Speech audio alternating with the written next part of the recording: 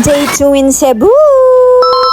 Actually, magpupunta sana kami ng Safari Cebu pero ang hirap pala ng transportation papunta at pabalik doon. So on the spot, nagbago ang plano.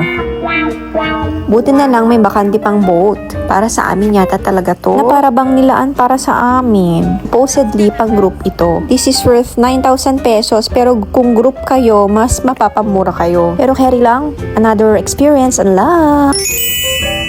Mas mahal nga lang ng 3,000 pesos pag direct kayong sa hotel na Ginquar. Pero if sa operator kayo mismo nagtanong, nasa 6,000 pesos lang to. Exclusive of environmental fees and entrance fees sa mga islands. So ang first island na napuntahan namin is ang Kauhagan Island. So dito na kami nag-lunch ng fresh seafoods kasi mga alas 12 na rin kami nakarating dito. If mag-island hopping kayo, make sure na madami kayong dalang cash kasi medyo mahal yung mga binibenta nila. So a total of 4,000 pesos yung nagastos namin for food and then 350 per head para sa entrance fee.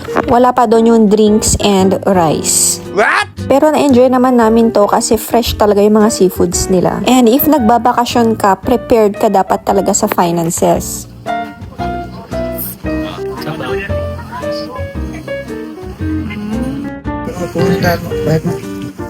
Bayad na po? Magkano?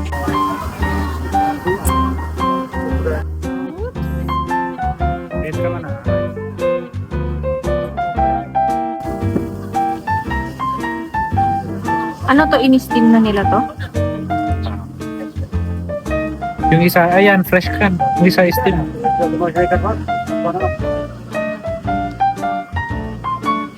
Ano ba to? Ha? Sarap yan. Sarap. Food na gili fresh. May biscuit.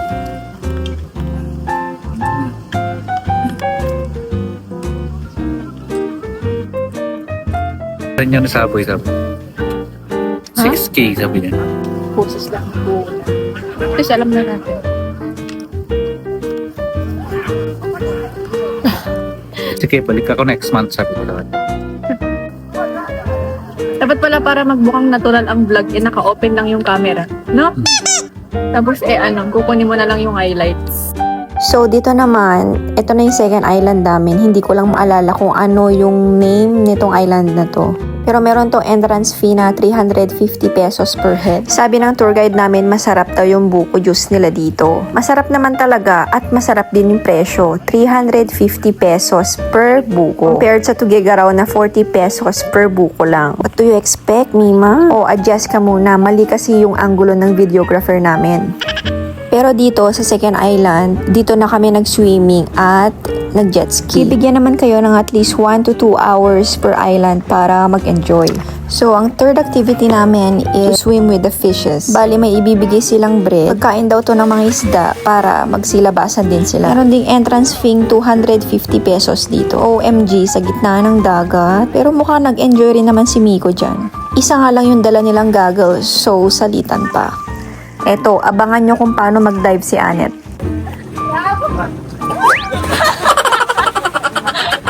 Aray ko, ante, anong ginagawa mo?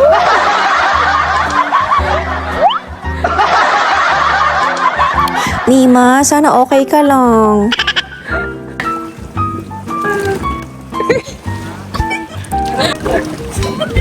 Ilagay mo lang daw kuya yung goggles. Oh, you could take like going back to Honolulu just to get that Maui Wowie.